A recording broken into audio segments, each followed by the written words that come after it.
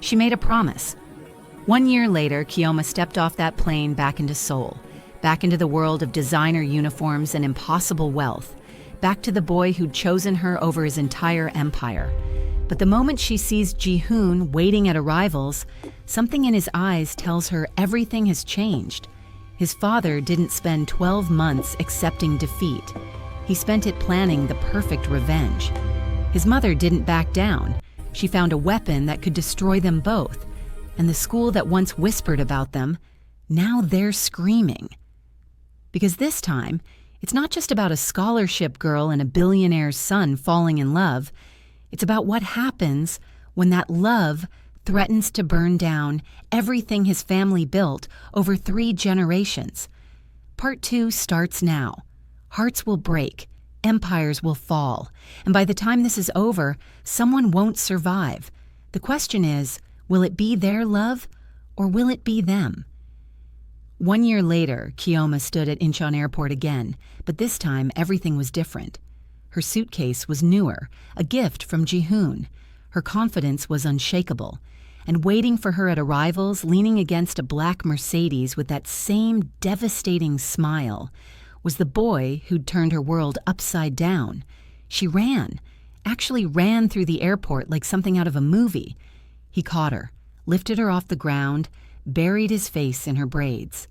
"You're back," he whispered.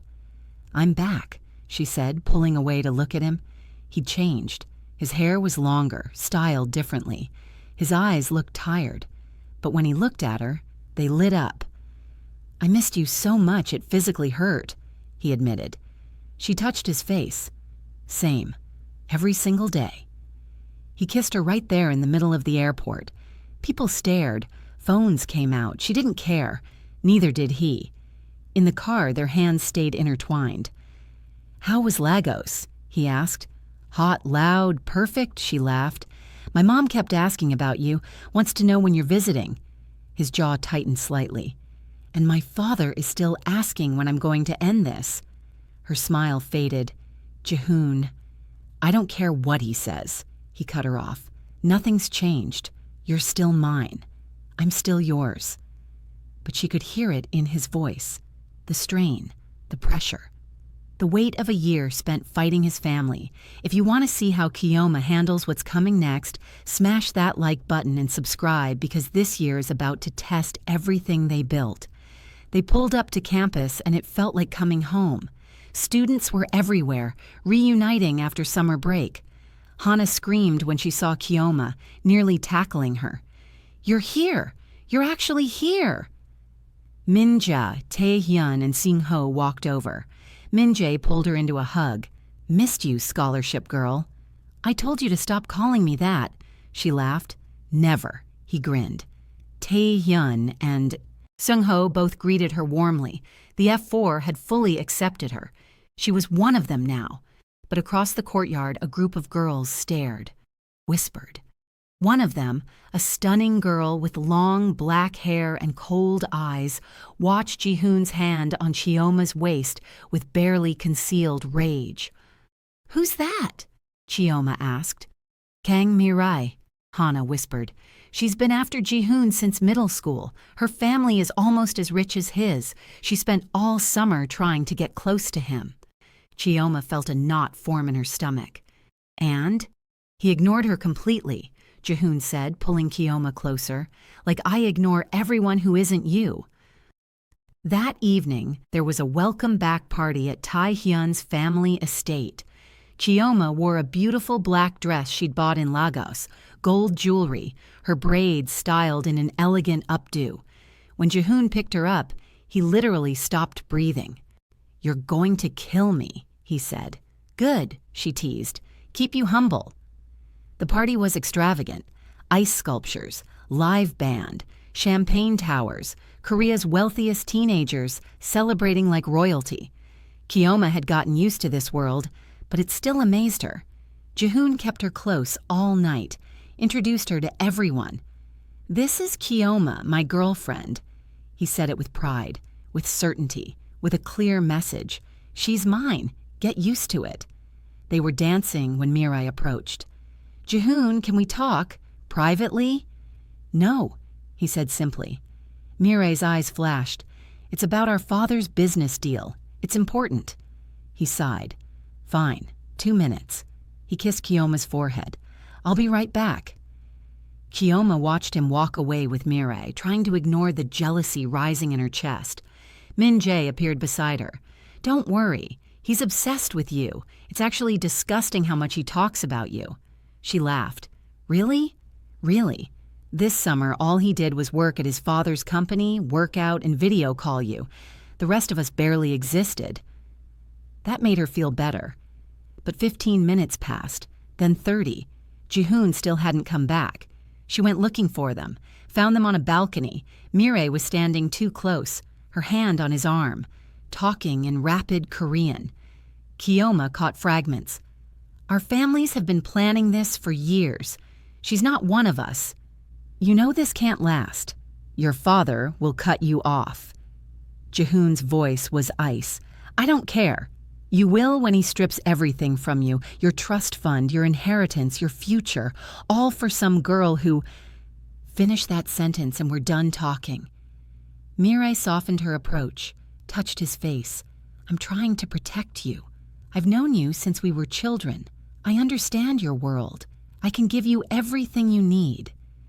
Kiyoma's heart was pounding. She was about to walk away when Jihoon removed Mirai's hand from his face. You can't give me what I need, because what I need is her. He turned and saw Kiyoma standing there. His face flooded with relief. He walked straight to her, took her hand. Let's go home. As they walked past Mirai, she called out in English, This isn't over, Jihoon. Your father will make sure of it. In the car ride back, Kiyoma was quiet. Talk to me, Jihoon said. Is she right? Will your father really cut you off? He didn't answer immediately. Yes. Her stomach dropped. Jihoon. He's threatened it multiple times. Said if I don't end things with you by Christmas, he'll remove me from the company. Take away my trust fund. Disinherit me completely. Tears filled her eyes. Then maybe we should... Don't, he said sharply. Don't you dare finish that sentence. I can't let you lose everything because of me. He pulled the car over and turned to face her. You are my everything. Money? The company? That's just stuff. You're real. You're the only thing that's ever made me feel alive. He wiped her tears. I'd choose you 1,000 times over. She kissed him desperately. I love you. I love you more. School started the next week. Kiyoma was now a second-year student, more confident, more settled. She joined the debate team, made more friends, even started an African culture club that had surprising interest. Things seemed perfect until the assembly. The headmaster called an emergency meeting. All students required to attend. Kiyoma sat with Hana and Min-jae. Jihoon sat a few rows ahead with the rest of the F4. What's this about? Hana whispered. No idea, Kiyoma said. The headmaster took the stage. Students, we have exciting news. Park Industries has made an unprecedented donation to our school. In honor of this, we're pleased to announce a new scholarship program and state-of-the-art facilities. Everyone applauded. Jihoon looked confused. He clearly didn't know about this. And, the headmaster continued, we're honored to have with us today the chairman of Park Industries himself, Park Jae-won, who will say a few words. Kiyoma's blood ran cold. Jihoon's father walked onto the stage. Tall, distinguished, powerful. He looked exactly like an older version of Jihoon, but with eyes that held no warmth. Thank you, he began in Korean. Education is the foundation of our future, which is why I'm committed to ensuring that Hansung Academy maintains its excellence and prestige. His eyes scanned the audience, landed on Kiyoma, stayed there just a moment too long. However, with this donation comes certain expectations, standards we must uphold, traditions we must honor. We cannot allow distractions or inappropriate relationships to compromise the integrity of this institution. The room shifted uncomfortably. Some students glanced at Kiyoma. Jihoon stood up. Dad, what are you doing? Sit down, Jihoon. No, if you have something to say it directly. Park Jae-won's expression didn't change. Very well. I'm announcing that effective immediately, there will be stricter guidelines on student conduct and relationships, particularly those that may bring unwanted attention or controversy to our school. Chioma felt like she couldn't breathe. He was talking about her, about them. Min-jae grabbed her hand. Don't react. Don't give him the satisfaction. After the assembly, chaos erupted. Students were whispering. Some looked at Chioma with pity, others with disgust. She walked quickly toward the exit. Chioma, wait! Jihoon caught up to her. I didn't know he was coming. I swear I didn't know. He basically just announced to the entire school that I'm a problem. He's trying to intimidate you, intimidate us. It's working, she said, voice breaking. Jihoon pulled her into an empty classroom. Listen to me. He's powerful, but he doesn't control us. He controls everything, Jihoon. Your life, your future, this school. He literally just bought it to make a point. And my point is that I don't care. You should care, she shouted. You should care that loving me is going to destroy your entire life. He grabbed her shoulders. My life was already destroyed. I was empty, cold, alone. You saved me. You think I'm going to let him take that away? She sobbed. He held her while she cried. We'll figure this out, he whispered. I promise. But it got worse.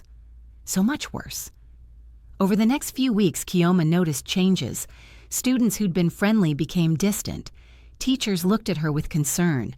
Someone started a petition to maintain academic standards, which was obviously code for getting rid of scholarship students like her.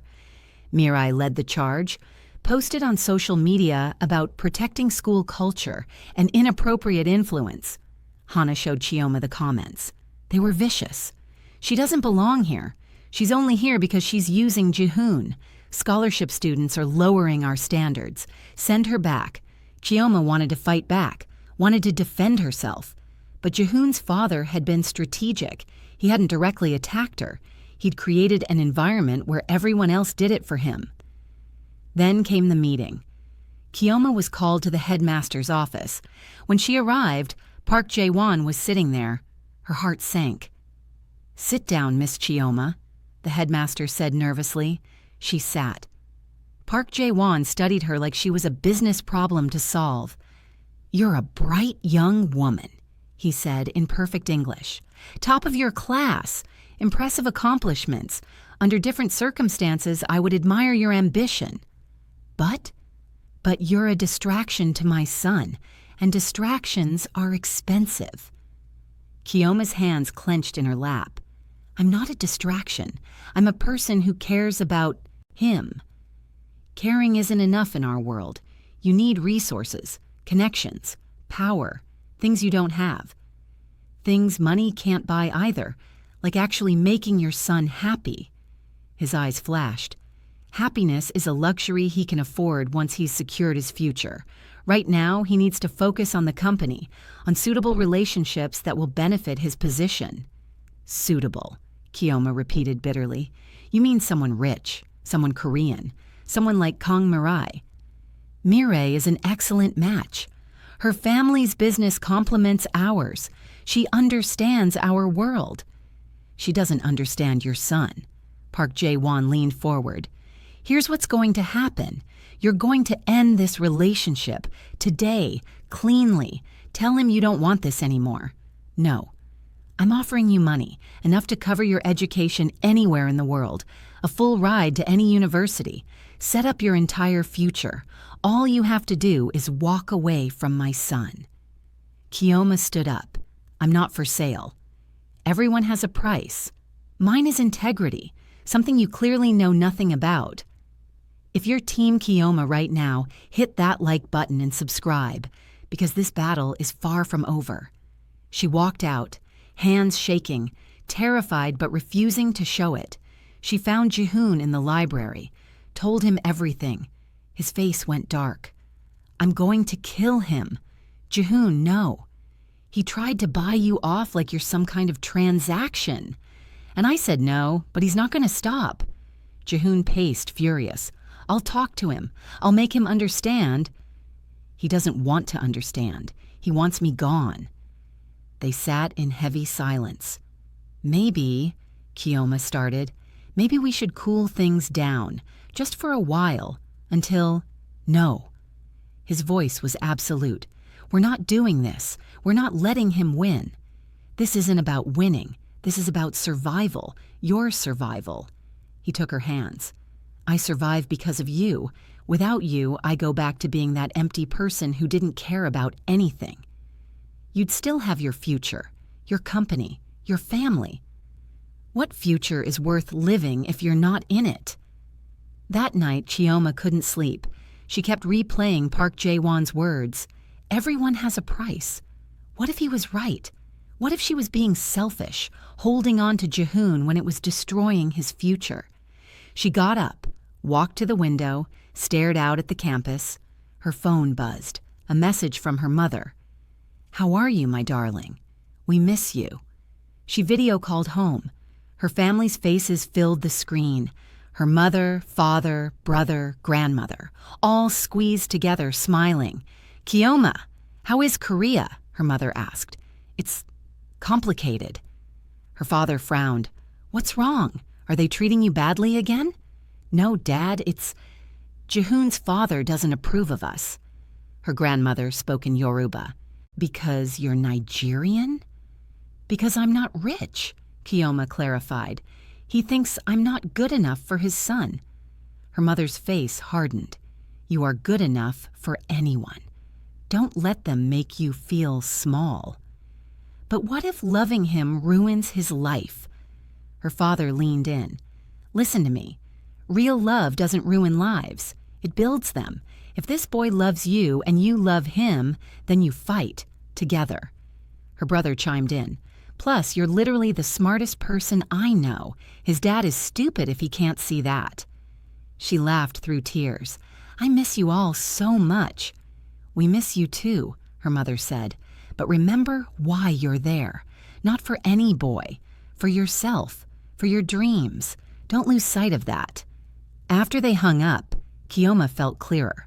Her mother was right. She'd come to Korea for herself, for her education, for her future. Jihoon was important, but he wasn't everything. She needed to remember who she was outside of this relationship. The next morning, she made a decision. She was going to fight, not by clinging to Jihoon, but by proving Park Jae-won wrong, by showing him she wasn't just some scholarship girl. She was brilliant, valuable, worthy. She threw herself into her studies, joined more clubs, volunteered, networked, made connections with professors, started working on a research project about economic development in emerging markets. She was going to make herself undeniable. Meanwhile, the pressure on Jihoon was intensifying. His father called him to the company headquarters. Jihoon sat across from him in a massive office overlooking Seoul. You embarrassed me at the school, Park Jae-won said coldly. You embarrassed yourself, using your money to bully a student. I'm protecting you from a mistake. She's not a mistake. She's the best thing that's ever happened to me. His father sighed. Jihoon, I'm going to be direct. End this relationship by the end of the semester, or I'm removing you from the company, permanently. No inheritance, no trust fund, no future in this family business. Fine. Park Jae-won blinked. Fine? I don't need your company. I'll build my own future. With what money? What resources? You've lived in luxury your entire life. You have no idea what real struggle looks like. Then I'll learn, with her. His father stood. You're being naive. Love doesn't pay bills, doesn't build empires, doesn't create legacies. No, but it makes life worth living. Jihoon walked out. That night, he told Kdrama what happened. They were in his penthouse. She'd been distant lately, focused on school, and he'd noticed. You're really willing to give up everything? She asked quietly. For you? Yes. She turned to face him. What if I'm not worth it? Don't. I'm serious, Ji-hoon. What if a year from now, 5 years from now, you resent me, hate me, for what you lost? He pulled her close. Impossible. You don't know that. I do, because losing you would destroy me faster than losing any amount of money ever could. They held each other, but both knew the storm was just beginning. The next week, something happened that changed everything. Ji-hoon's mother arrived in Seoul. She'd been in Paris for 6 months, working on expanding the company's European operations. Ji-hoon had always been closer to his mother than his father, though not really close because she's not always around. She was elegant, sophisticated, but warmer, or so he thought. He brought Kdrama to meet her at a luxury restaurant in Gangnam. She's going to love you, he assured Kdrama. I'm not so sure, Kdrama said nervously. She dressed carefully, conservative but elegant, wanted to make a good impression. Park Yeon-hee was stunning, mid-40s but looked younger, designer everything, hair perfectly styled. She stood when they approached, kissed Ji-hoon's cheeks, then studied Kdrama. So you're the girl everyone is talking about. Mom, this is Kdrama. It's an honor to meet you, Mrs. Park, Kdrama said, bowing slightly. Sit, she said, not warmly. They sat, ordered food. The conversation was awkward, stilted. Park Yeon-hee asked surface questions about school, about Nigeria, about Kdrama's family, but her eyes were calculating, judging. When Ji-hoon excused himself to take a call, Park Yeon-hee's mask dropped. You're very beautiful, she said. Thank you. And clearly intelligent. Kdrama waited. She knew a but was coming. But you must understand that this infatuation cannot continue. Kdrama's stomach sank. It's not an infatuation. We love each other. Love, Park Yeon-hee repeated as if the word was foreign. Do you know what love costs in our world? I'm learning. No, you're not. Because if you truly understood, you'd walk away. My husband is serious about disinheriting Ji-hoon. He will do it. And my son, who has never worked a real day in his life, who has never struggled, will be destroyed. Can you live with that? Kdrama's voice shook. I never asked him to give up anything. But he will, because he's young and idealistic and thinks love conquers all. But it doesn't. Reality does. Bills do. Pressure does. And one day, maybe not tomorrow, maybe not next year, but one day, he will wake up and resent you for what he lost. Tears filled Kdrama's eyes. You don't know that. I do. Because I've watched it happen. To friends, to colleagues, to people who married for love instead of strategy. And they all end up bitter, divorced, broken. She leaned forward. I'm not a monster. I'm a mother trying to protect her son. And the best way to protect him is to remove the threat. I'm not a threat. I love him. That's exactly what makes you dangerous. Love makes people stupid, makes them sacrifice things they shouldn't. My husband and I, we married strategically, built an empire, raised a son who was supposed to inherit that empire. You're unraveling everything we've worked for. Maybe that's because you built something he doesn't even want. Park Yeon-hee's eyes flashed. He doesn't know what he wants. He's 18 years old. He's old enough to choose, not when his choice is destroying his future. Ji-hoon returned to the table, sensed the tension immediately. What happened? Nothing, his mother said smoothly. Kdrama and I were just getting to know each other. But Kdrama couldn't even look at him. The damage was done. Over the next few weeks, both of Ji-hoon's parents increased the pressure. His father cut off his credit cards. His mother started scheduling meetings with potential suitable girls from appropriate families. The media caught wind of the story. Articles started appearing. Park Industries Air Dating Scholarship Student, a modern Cinderella story, or a publicity stunt. Park family divided over son's controversial relationship. Kdrama's face was everywhere, scrutinized, judged, criticized. She started getting hate messages, death threats, people telling her to go back to Africa, calling her slurs. The The school tried to protect her, but the damage was spreading. Hana stayed by her side. Don't read the comments, don't engage. It's hard when they're everywhere. Minjae got into a physical fight with a student who called Kiyoma a racial slur. Got suspended for 3 days. Worth it, he said, nursing a black eye. The F4 closed ranks around her, protected her, but even they couldn't shield her from everything. Then Jihoon got sick. Stress-induced. He collapsed during basketball practice, was rushed to the hospital. Kiyoma ran there, terrified. Found him in a private room, hooked up to IVs, looking pale and exhausted. "Hey," he said weakly when he saw her. She burst into tears. "This is my fault. No, it's theirs.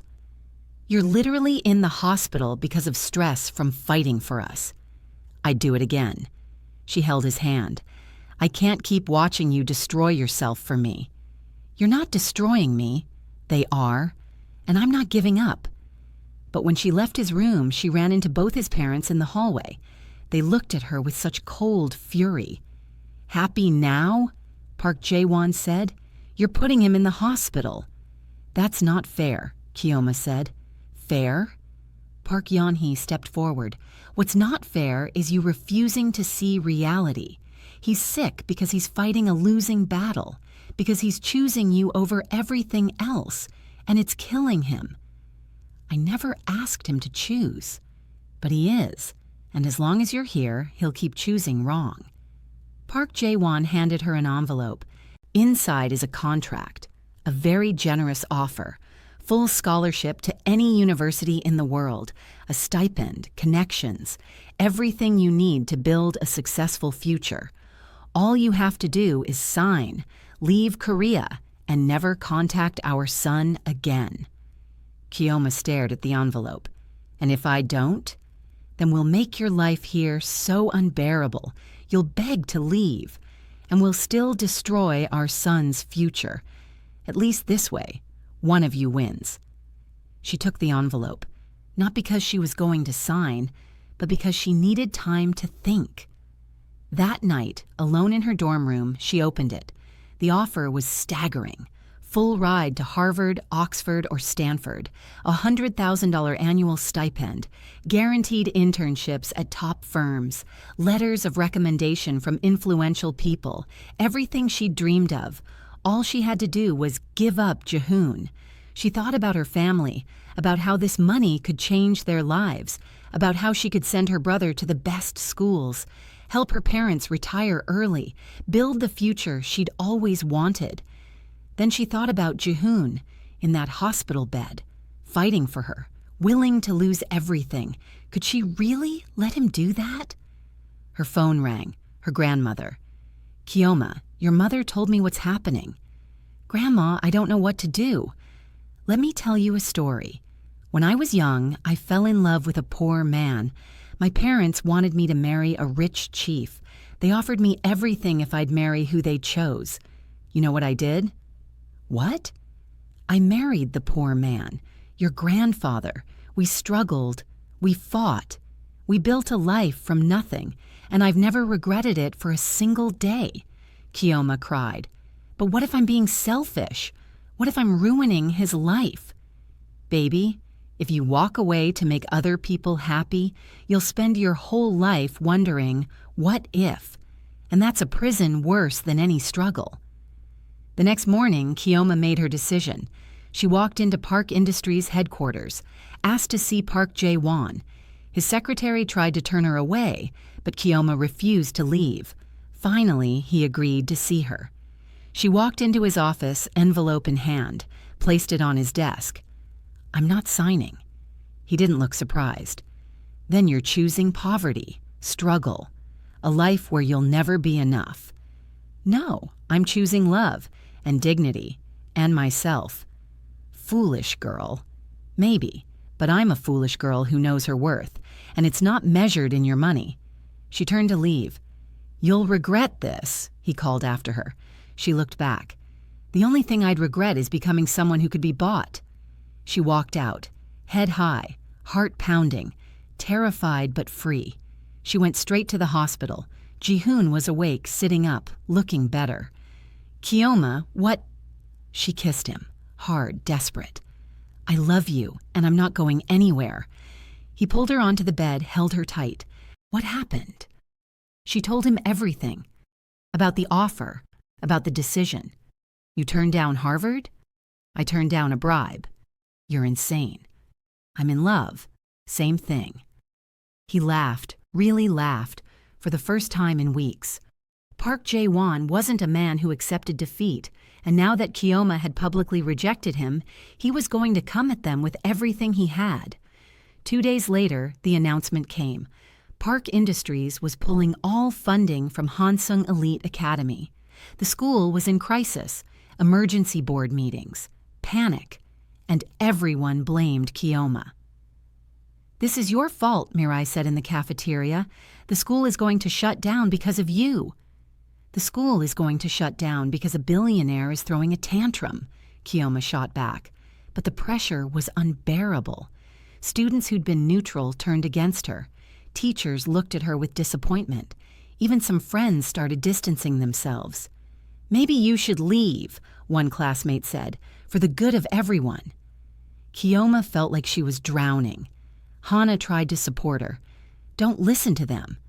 But what if they're right? What if I'm being selfish? You're being brave. There's a difference. The headmaster called Kioma to his office. I'm afraid I have some difficult news, he said. The board has decided that given the current circumstances, it might be best if you took a leave of absence, just until things calm down. You're expelling me. We're suggesting a temporary withdrawal for your own safety and well-being. You mean you're choosing money over what's right? I'm choosing the survival of this institution and the futures of hundreds of other students. Kioma stood. I understand. She walked out, numb. It was over. They'd won. She was being forced out. She went to find Ji-hoon. He was in class. She waited outside. When he came out and saw her face, he knew immediately. What happened? She told him. He went pale, then red. They can't do this. They just did. I'll fix this. I'll talk to the board. Ji-hoon, stop. She grabbed his hands. This is bigger than us now. Your father is willing to destroy an entire school to get rid of me. How can we fight that? I don't know, but we will. How? She asked, voice breaking. How do we fight someone who controls everything? He didn't have an answer. That night, Kioma started packing. Hana cried. Min-jae was furious. The F4 tried to come up with plans, but there was nothing they could do. Ji-hoon sat on her bed watching her pack, looking destroyed. Come with me, she said suddenly. What? Come with me, back to Nigeria, or anywhere. Let's just leave, start over. He stared at her. You mean run away? I mean choose us over all of this, over the money, the pressure, the family, just us. For a moment, she saw him consider it, saw the possibility flicker in his eyes. Then reality crashed back. I can't. Her heart broke. Why not? Because you'd resent me. Because I don't know how to live without money, without resources. Because I'd be useless to you. You could learn. And destroy both our futures in the process? He stood, paced. My father is right about one thing. Love isn't enough. We need a plan, a real plan. What plan could possibly work against your father? I don't know yet, but there has to be something. That's when Ji-hoon's phone rang. His mother. He answered, listened. His face went white. What? Kioma asked. He hung up, looked at her with devastated eyes. My father is sick. He had a heart attack. He's in critical condition. Kioma's hand flew to her mouth. Oh my God! My mother says if he dies, it's our fault, that the stress we caused. He couldn't finish. Tears streamed down his face. She held him while he broke down, and in that moment the guilt crashed over both of them. What if it was their fault? What if their love had literally put a man in the hospital? At the hospital, the entire Park family was there. Distant relatives, business associates, everyone staring at Ji-hoon with accusation in their eyes. Park Yeon-hee saw Kiyoma and her face twisted with rage. "Get out!" "Mrs. Park, I'm so sorry. I said get out! You've done enough!" Security guards started moving toward her. Ji-hoon stepped between them. "She's with me. Ji-hoon, your father is in surgery fighting for his life because of this girl. No, because of years of stress from running a corporation. Because he refuses to take care of himself. Don't blame her." But his voice lacked conviction, because part of him wondered if his mother was right. The surgery took 6 hours. Ji-hoon and Kiyoma sat in the waiting room, not touching, both drowning in guilt and fear. Finally, the doctor emerged. "He's stable. The surgery was successful, but he needs complete rest and no stress whatsoever for the next several months." Park Yeon-hee turned to Ji-hoon. "You want to help your father recover?" "Of course." "Then end this. Today. Give him peace." Ji-hoon looked at Kiyoma. She looked back, both of them shattered. "I can't lose my father," he whispered. "I know," she said, and in that moment they both knew what had to happen. They walked outside, stood under the stars. "I love you," he said. "I love you too," she replied. "But sometimes love isn't enough." "Don't say that." "It's true. Your father is lying in a hospital bed.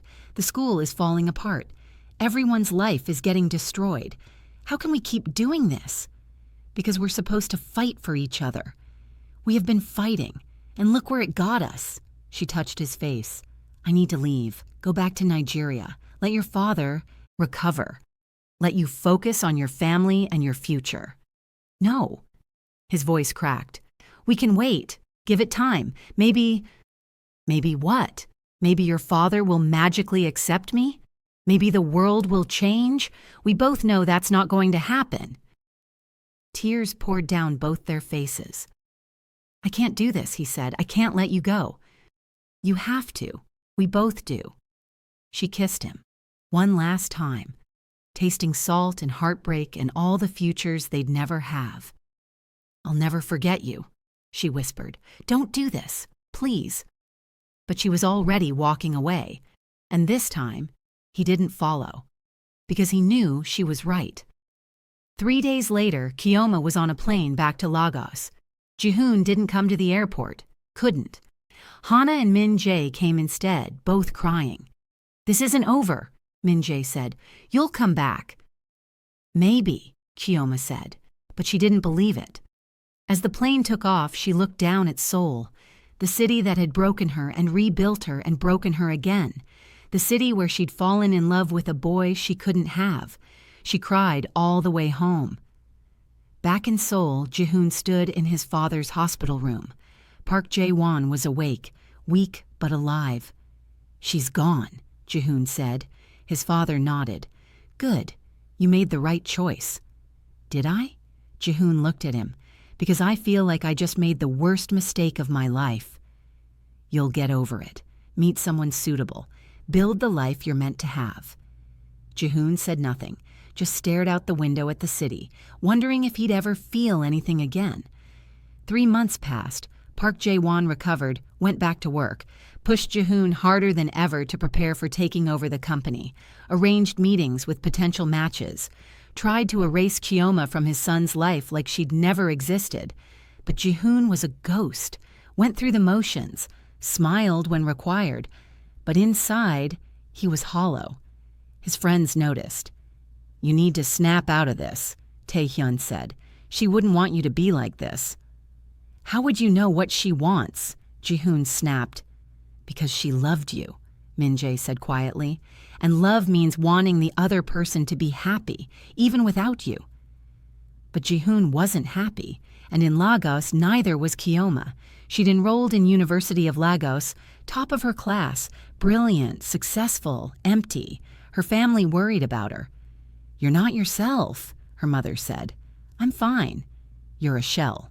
Ever since you came back from Korea." "I'm just focused on school." But at night, alone in her room, she'd pull out the necklace Ji-hoon had given her, the one with Africa and Korea intertwined, and she'd cry. Then one day, everything changed. Kdrama received an email from a company she'd never heard of. We'd like to offer you a position in our new international development program. 6-month placement in Seoul, South Korea. We've heard about your academic achievements and believe you'd be perfect for this role. Her heart stopped. Seoul. She could go back. But should she? What if Jihoon had moved on? What if seeing him with someone else destroyed her? What if his father made her life hell again? Her grandmother found her staring at the email. "What's wrong?" Kdrama showed her. Her grandmother smiled. "Looks like fate isn't done with you two yet." Comment below what you think will happen in part 3. Will Jihoon's father accept them? Is this a trap? And will Kdrama prove she belongs in his world? Subscribe so you don't miss the final chapter of this epic love story.